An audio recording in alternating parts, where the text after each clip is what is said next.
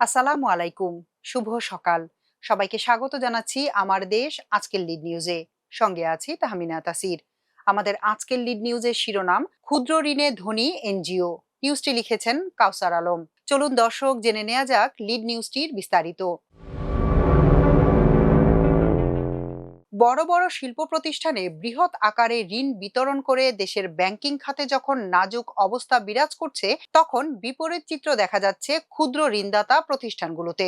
উচ্চ সুদ আর প্রায় শতভাগ ঋণ আদায়ের সফলতায় দেশের শীর্ষস্থানীয় এনজিওগুলো এখন ধনী আর্থিক প্রতিষ্ঠানে পরিণত হয়েছে। ক্রম পুঞ্জীভূত উদ্বৃত্তের মাধ্যমে শীর্ষ এনজিওগুলোর তহবিলে জমা হয়েছে কয়েক হাজার কোটি টাকা। একসময় এসব এনজিও বিদেশি দাতাগোষ্ঠীর অনুদানে চললেও এখন ক্ষুদ্র ঋণ কার্যক্রমে আর্থিক সক্ষমতা অর্জন করেছে। প্রসঙ্গত, একটি প্রতিষ্ঠানের অর্জিত মুনাফা থেকে যাবতীয় খরচ বাদ দেওয়ার পর যে অতিরিক্ত অর্থ বছরের পর বছর ধরে সঞ্চিত হয়ে বড় অঙ্কের তহবিল তৈরি হয়, তাকেই ক্রমপুঞ্জীভূত উদ্বৃত্ত বলা হয়। তবে ক্ষুদ্র ঋণদাতা প্রতিষ্ঠানগুলোর নিয়ন্ত্রক সংস্থা মাইক্রো ক্রেডিট রেগুলেটরি অথরিটির সংজ্ঞা অনুযায়ী ক্রমপুঞ্জীভূত উদ্বৃত্ত হচ্ছে ক্ষুদ্র ঋণ কার্যক্রমের মোট উদ্বৃত্ত থেকে বিধি মোতাবেক সংরক্ষিত তহবিল গঠনের পর অবশিষ্ট থাকা উদ্বৃত্ত। এমআর এর সার্কুলার অনুযায়ী এমএফআই গুলোকে উদ্বৃত্ত থেকে 10% তহবিল সংরক্ষণ করতে হয়। এ হিসাবে মোট উদ্বৃত্তের 10% বাদ দিয়ে যে পরিমাণ অর্থ জমা হচ্ছে সেটাই হচ্ছে ক্রমপুঞ্জীভূত উদ্বৃত্ত। এনজিওগুলোর আর্থিক প্রতিবেদন ও এমআর এর তথ্য অনুযায়ী এই উদ্বৃত্ত তহবিলের শীর্ষে রয়েছে আশা। 2025 সালের 30 জুন পর্যন্ত তথ্য অনুযায়ী আশার উদ্বৃত্ত তহবিলের পরিমাণ 25,411 কোটি টাকা। 17,975 কোটি টাকা নিয়ে দ্বিতীয় অবস্থানে আছে ব্র্যাক। তালিকায় এর পরেই রয়েছে ব্যুরো বাংলাদেশ 3,871 কোটি টাকা, টিএমএসএস 2,316 কোটি টাকা, সোসাইটি ফর সোশ্যাল সার্ভিস 1,712 কোটি টাকা, জাগরণী চক্র ফাউন্ডেশন 1,487 কোটি টাকা এবং সাজেদা ফাউন্ডেশন, সিদ্বীপ, প্রত্যাশী, পদক্ষেপ ও খ্রিস্টিয়ান সার্ভিস সোসাইটির মতো এনজিওগুলোর প্রত্যেকের হাতেই 400 কোটি টাকার বেশি উদ্বৃত্ত তহবিল রয়েছে। গ্রাহকদের মধ্যে ঋণ বিতরণের তথ্যে দেখা যায় এ সময়ে সবচেয়ে বেশি ঋণ বিতরণ করেছে ব্র্যাক। তাদের বিতরণকৃত ঋণের পরিমাণ 43,700 কোটি টাকার বেশি। 27,000 কোটি টাকার বেশি ঋণ বিতরণ করে দ্বিতীয় স্থানে ছিল আশা। তৃতীয় অবস্থানে থাকা ব্যুরো বাংলাদেশের বিতরণ করা ঋণের পরিমাণ 11,000 কোটি টাকার বেশি। এদিকে ক্ষুদ্র ঋণের মাধ্যমে এনজিওগুলো ক্রমে আর্থিকভাবে সুসংহত প্রতিষ্ঠানে পরিণত হলেও দরিদ্র জনগোষ্ঠীর ভাগ্য খুব বেশি পরিবর্তন হচ্ছে না বলেই মনে করছেন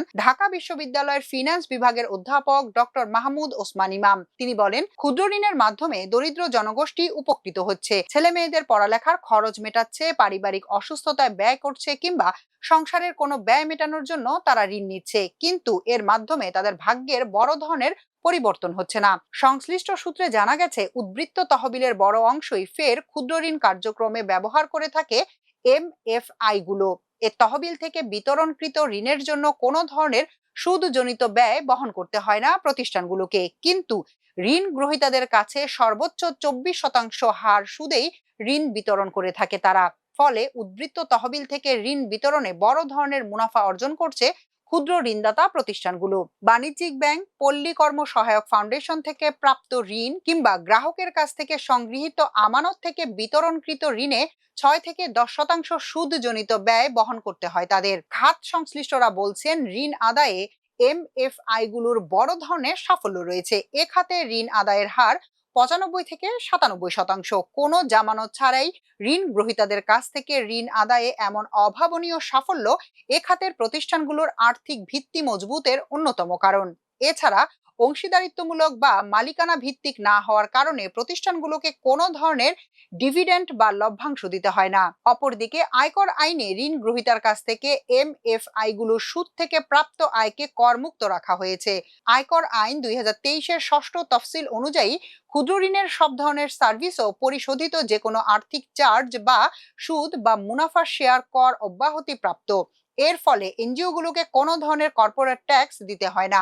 শুধু ক্ষুদ্র ঋণে যে অংশটুকু ব্যবহৃত হবে না সে অংশের উপর কর প্রযোজ্য। এমএফআই গুলোর কর সুবিধা ও ক্রমপুঞ্জীভূত উদ্বৃত্তের বিষয়ে জানতে চাইলে কর বিশেষজ্ঞ ও পরামর্শক প্রতিষ্ঠান SMACর পরিচালক স্নেহাশিস বড়ুয়া আমার দেশকে বলেন, ক্ষুদ্র ঋণের মাধ্যমে প্রান্তিক জনগোষ্ঠীকে অর্থায়ন করা হয়। ব্যাংক বা অন্য কোনো প্রতিষ্ঠানের পক্ষে এ ধরনের সেবা দেওয়া সম্ভব নয়। 5,000 টাকা ঋণের জন্য তারা দাঁড়ে দাঁড়ে যাচ্ছে, এ কারণে তাদের ব্যবস্থাপনা ব্যয়ও বেশি। ফলে ক্ষুদ্র ঋণদাতা প্রতিষ্ঠানগুলোকে কর্পোরেট করের বাইরে রাখা হয়েছে। এখন যদি বিপুল পরিমাণ উদ্বৃত্ত জমা হয় তাহলে কর আরোপের বিষয়টি সরকার বিবেচনা করতে পারে।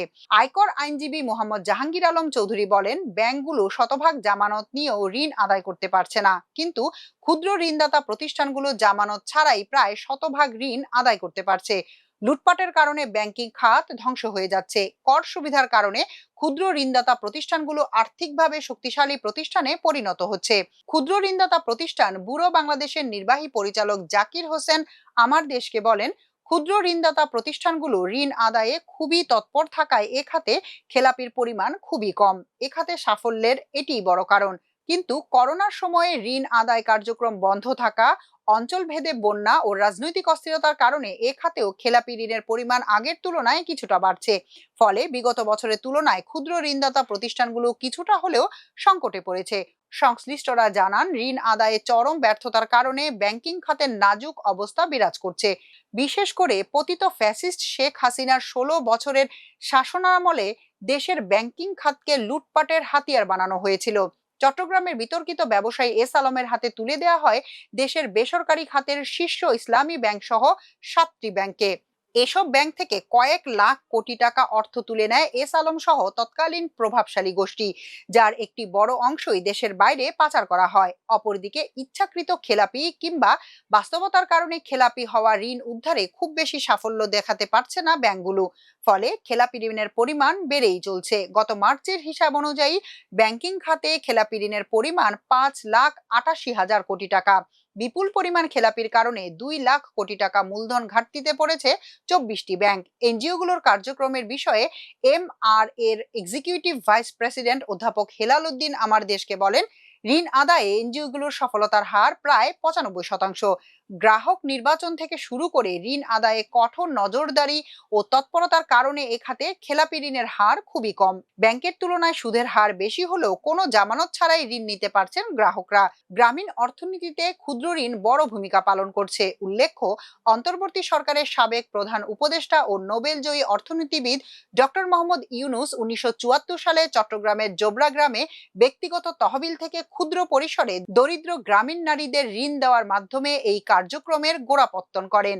1986 সালে এটি পরীক্ষামূলক প্রকল্প বা অ্যাকশন রিসার্চ হিসাবে রূপ নেয় এবং পরবর্তী সময়ে 1983 সালে এটি আনুষ্ঠানিকভাবে গ্রামীণ ব্যাংক হিসাবে আত্মপ্রকাশ করে।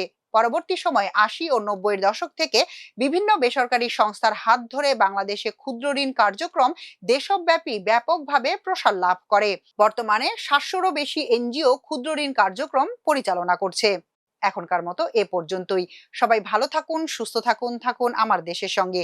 চ্যানেলটি ভালো লাগলে সাবস্ক্রাইব করুন। আল্লাহ হাফেজ।